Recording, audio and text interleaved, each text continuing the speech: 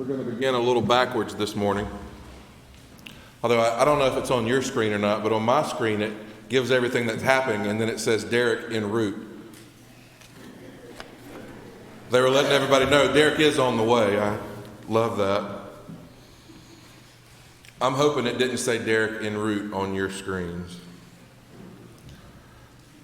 I'm going to start backwards on this. I'm going to begin with verse 8, and then we're going to work our way back. I am mindful of this text as Jesus begins to speak.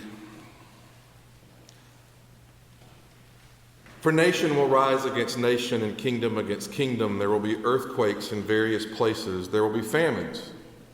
This is but the beginning of the birth pains. I have sat in enough rooms.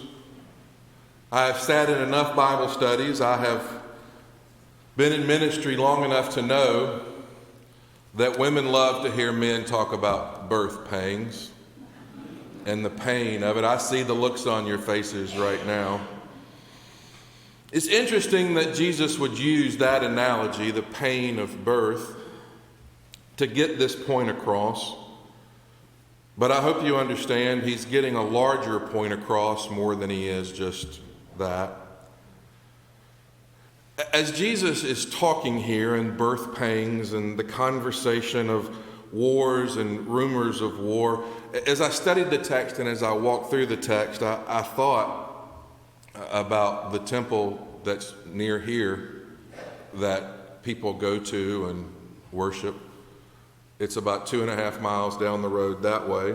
It's called Truist Park. I don't know if you're familiar with it. When I first heard of SunTrust Park, as it was known in the beginning, I was not here in Smyrna. I was living about an hour away from here, and as a huge Braves fan, I was very interested in what was happening and where that was going to go and what was going to happen. And I remember hearing conversations about traffic and how traffic's just going to be a nightmare and it's just going to be a disaster and it was fun to read in the AJC this week that all those pundits and all those experts were wrong. And I'm glad he stepped out now, but Jim Wilgus, who sings in our choir, was one of the voices that helped put together that traffic pattern. It's always interesting when people criticize and attack, and it's always fun when people like Jim, who work hard and give their life to service, are able to experience that. He would never say that to you, but I'll say it for him. Ha! Jesus is speaking of nation against nation and rise against kingdom, and the temptation is for that temple, that synagogue, to be the focus. The temptation is for us to focus on that building and think that's the main focus, but it's not. It's this birth pangs. I think of 1 Samuel chapter 1, verses 4 through 20. Samuel's talking about the family of Hannah, her husband Elkanah, and I guess the phrase is sister wife, Peninnah. I don't know if I'm saying that right. I feel like I'm saying pimento cheese every time I say that. Peninnah and Eli the priest in 1 Samuel. And Hannah wants a child. She desperately wants to have a child. But it's not to be.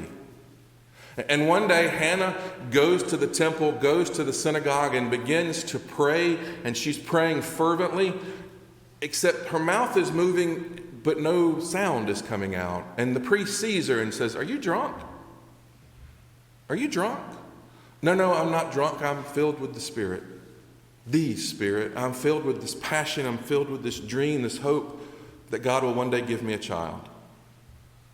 And this priest, Eli, is moved and says, one day God will bless you. One day God will answer this for you. And Hannah and Eli leave the temple, and Hannah goes home to her husband, and sure enough, they have a child. It was rough. It had to be rough for Hannah.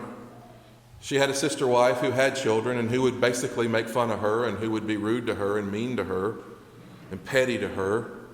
Fortunately, none of us know what it's like for people to be petty and mean and rude, and none of us know what it's like to do that ourselves. But Hannah finally has this child. And she does this amazing thing, Hannah. She receives this blessing from God. She receives this child from God. And she's so grateful, she gives this child back to God.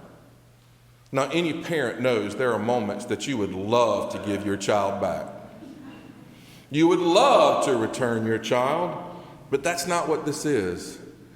Hannah says to God, you have blessed me, you have cared for me, you have loved me. Thank you. My child is for your service. It's interesting in the Old Testament understanding of returning to God, what this text says to us. Hannah's taking that which is most precious to her. Hannah is taking that which is most valuable to her and returning to God. In the other parts of the Hebrew world and the Jewish culture, when it talked about giving back to God, they would take the most impressive sheep. They would take the most impressive animal that they had as a burnt offering to give to God. Hannah says, I want you to have that which my heart has been chasing and pursuing. It's a great lesson for us today that as we talk about our faith, as we talk about growing closer to God, as we talk about giving ourselves, what are we returning to God? Are we returning a piece over here and a piece over there when we have time? But are we really looking at God and saying, God, you have loved us so much. You have given us so much. You have cared for us so much. We are returning to you, the first, the best.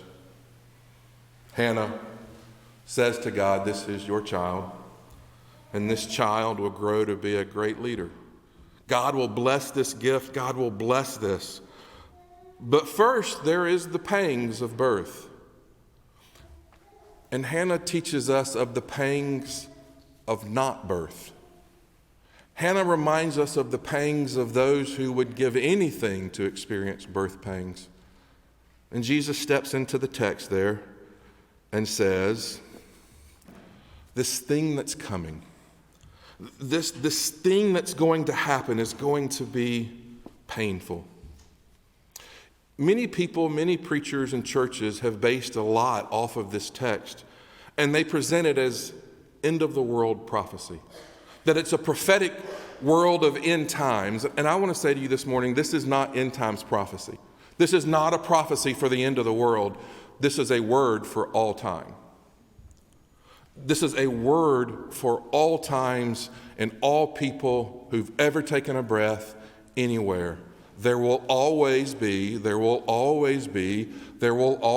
rumors of war and war. People will always be doing this. People will always be fighting one another and angry. Jesus is speaking to them, is talking to them, and trying to teach them and say to them, there will always be conflict. Always. But what got Jesus to the place where he's going to teach that there's always going to be conflict? See the picture. Let me set the scene.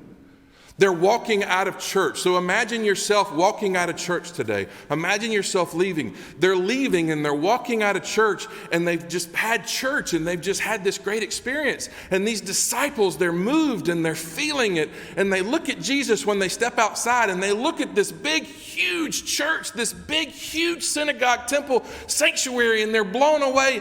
And they say, Jesus, ain't God good? Look at what God has given us. Look at what God has built here. This just shows you how amazing and awesome God is. Look at this. Now, if you've ever been to Jerusalem, most of you have been with Joey, and you've seen that Herod's temple, you know it's not there anymore. There are some big rocks, there are some big stones that have been left. What Jesus said to them, in fact, came true within 40 years. Gone. But go back. Imagine walking out of these doors with Jesus. Can you do it? Imagine walking out of these doors with Jesus, stepping outside, looking back towards the building and looking at Jesus and saying, look at that. Ain't God good? The fact of the matter is, these disciples are walking with the greatest creation, the greatest thing God ever did. And if you can walk with Jesus and say, I need to see these things in order to know how good God is, then we're lost. And Jesus says to them in this place, this building will be torn down. One day, brothers and sisters, this building won't exist. One day, all churches, all buildings, all facilities will be gone. I don't know if it's in 100 or 1,000 or 10,000 years, but the Bible teaches us one day we will all be with God. We are eternal. These are temporary. And what Jesus is trying to teach them is that there is a pain that comes through birth, that there is a pain that comes through new life that is necessary. That is necessary and must happen. And what Hannah has experienced in that pain and return to God is necessary for the disciples to understand right here. They have to set aside all worldly understandings of what it's impressive and get a scriptural kingdom of God, Jesus Christ understanding of what's important. And what's important is that we live out the teachings of Christ. What's important is that we are rooted and shaped in grace-filled theology, grace-filled lives and love, where we turn the other cheek, where we offer forgiveness and love, rooted in that we love our enemies, that love has no boundaries, it has no end. The greatest of these is love. I remember a character of Wendell Berry, one of my favorite writers, whose name is also Hannah. I believe he did that on purpose. Hannah Coulter. She was a character that came around the World War II that Wendell wrote about, this Kentucky farmer, dirt poor. She was a mom of children. She was a wife of a husband. She had all of this going on, and it was such a difficult time. And one of the great things, one of the great lines is this, that she said, the chance you had is the life you've got. You can make complaints about what people, including you, make of their lives after they have got them, and about what people make of other people's lives, but you mustn't wish for another life. You mustn't want to be somebody else. What you just do is this: rejoice evermore. Pray without ceasing, and everything give thanks. I'm not always capable of so much, but these are the right instructions. Let me ask you, brothers and sisters, when's the last time you gave thanks? When's the last time you felt the gratitude of God in your heart, in your soul, in your mind, in your body, and it poured out of you? No matter what was going on, you felt thanks. See, the temptation is for us to continue listening to the brokenness of the world around us. It's so bad. It's such a mess. People are so angry. And we use that as an excuse to no longer feel gratitude. We use that as an excuse to say, I can be bad right now because everybody else is bad and I'm not as bad as them. I can be a little lost right now because while everybody's lost, the least lost is not lost. But it's still a mess and you're still lost. In all things, give thanks. In all things, return to God. In all things, rejoice. I love that beginning. They're walking around and they're looking at the temple and they're saying, look at this, ain't God good? And Jesus says, yeah, God's good. But all this ain't it. All this. Many will come in my name, Jesus says, and they will lead many astray. When you hear of wars and rumors of wars, do not be alarmed, because they're always going to take place. They're always going to happen. And so when you hear of wars and rumors of war, and it doesn't take just nation against nation, wars can live out in homes. Wars can be held in neighborhoods. Wars can be held, in church. And there's not just wars, there's rumors of war. That when those things happen, because they're going to happen, do not forget that it is I with which you have hope. Do not forget that it is I, Jesus says, who can show you and teach you the way. You know, I love the Gospel of John. I love it John talks about this text, and he's theologizing. He's saying Jesus is teaching them that it's him, not the temple, that's the true temple. Jesus' body, Jesus' spirit, Jesus' person, it is the true temple, that we come to Jesus in order to get to God. We come to Jesus in order to experience God. And so if you go to the temple to sacrifice in order to make your sacrifice, we go to Jesus to make our sacrifice. And we look at Jesus and we say, not my will, but your will. We come to Jesus and we speak to Jesus and say, Jesus, take me, take my brokenness, take my mess, take my hurt, take my loss, and bring me to you. Dr. Mark Sloan, in The Wonderful Birthday, says birth is the only time pain is regarded as good, and we debate whether it should be alleviated or not. Pain is the necessary prelude to new life. On our end, yes. But just for a moment, think about on God's side. That there is new birth happening in the faith community through Jesus Christ. That when Jesus Christ is walking the world, he is showing people who he is. He is giving the word in flesh. He is showing them the true face, the true love, the true depth, the true power of who God is. These are the birth pangs of Christianity. These are the birth pangs of God's new revelation. And so just as in the disciples and just as the followers, just as the world is going to have the birth pangs of this new life in the world, Jesus is teaching, can we be followers of Jesus and can we have new life in Jesus without those same birth pangs? If your faith is not uncomfortable, is your faith worth having? If your faith does not bring you to a place of looking at your soul, looking at your heart and saying, I need new life, I need new birth. I love what Henry Nouwen says in Our Greatest Gift. It's this story about fraternal twins in their mother's womb. The sister is trying to convince the brother of the existence of a mother and a life beyond the womb. She eventually says, don't you feel these squeezes every once in a while? They're quite unpleasant and sometimes even painful. Yes, he answered, what's special about that? Well, the sister said, I think that these squeezes are there to get us ready for another place, much more beautiful than this, where we will see our mother face to face. Don't you think that's exciting? Last week was horrible for us, my family, and it will be horrible for as long as we can remember. And as long as we can look forward because it's Jared's birthday. It stinks. This young man who died at 20. And we don't know why.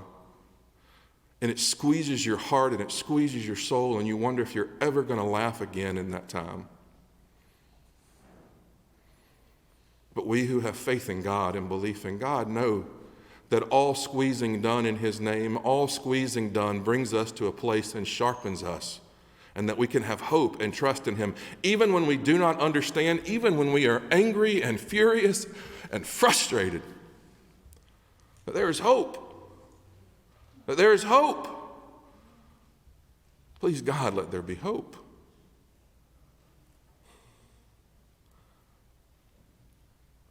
This is the month for giving thanks.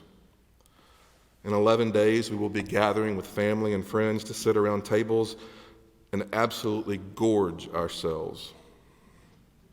It's a pretty weird way to say thank you, actually.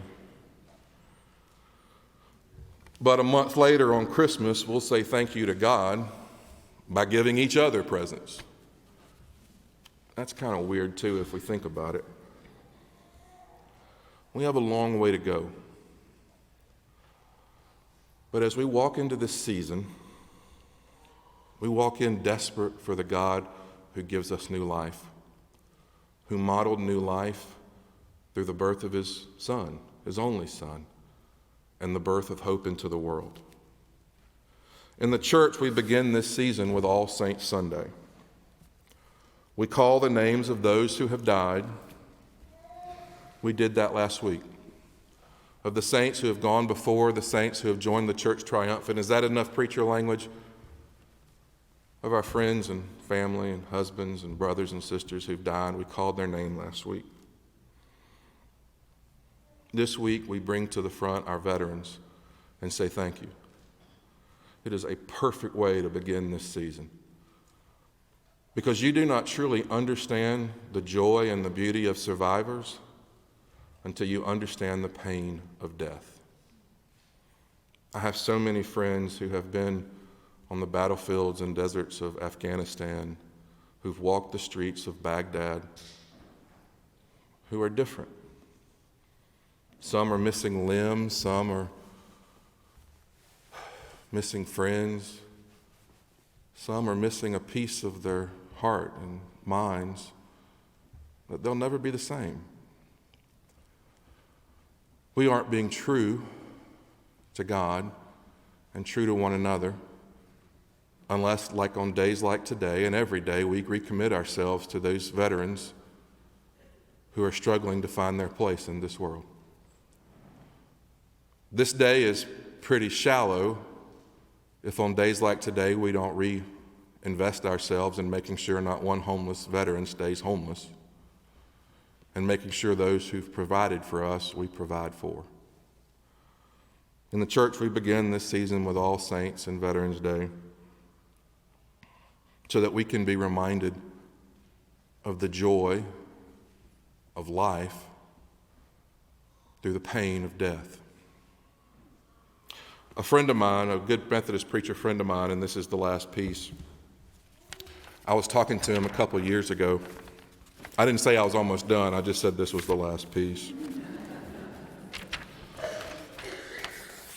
He's a Methodist preacher up in North Carolina, right outside of Charlotte. And he was telling me about this service that he went to at this Jewish community, at this synagogue. It was this time of the year. The service is always either held on November 9th or November 10th. And it's a reminder of Kristallnacht. Do you know what Kristallnacht is? It's the night of broken glass in Germany, November 9th and 10th, 1938, when the Nazis began to knock out windows. And they began to pull mamas and daddies, sons and daughters, grandmamas, friends from beds and homes, and do some of the worst things that we can even imagine. He said in this service, though, it was incredible. He said in the service, they began to call the names of all of the friends and family that they had lost to the Holocaust. If they had the records of the camps that they were held in, they would call the camp as well. And each person would tell a story. He said, but that wasn't the most powerful part. He said the most powerful part, Ken, is when the veterans of the Holocaust began to come forward. And they stood at the front and they told their stories. These were people who had ridden the trains, who had been kept in concentration camps, who had hidden in woods and forests, who had truly knew what it was to see the ugliest of humanity. And they told their stories. He said, but everyone ended with this. As bad as it was, as horrible as it was, we always knew God was with us. We always knew God was with us. And he said, they all said this: we have much for which to be grateful. And the key and the secret to surviving is to never lose your gratitude to God. This is one of my favorite Sundays. I've come to appreciate it and to love it. I wish I would have done this in every church I ever served. I say that to Jen every Sunday on this at lunch. But we should really listen to the voices of those who have come through so much and remind us that there will always be wars and rumors of wars.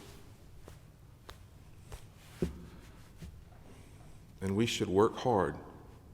We should give everything that we have back to God so that our children and our children's children will study war no more.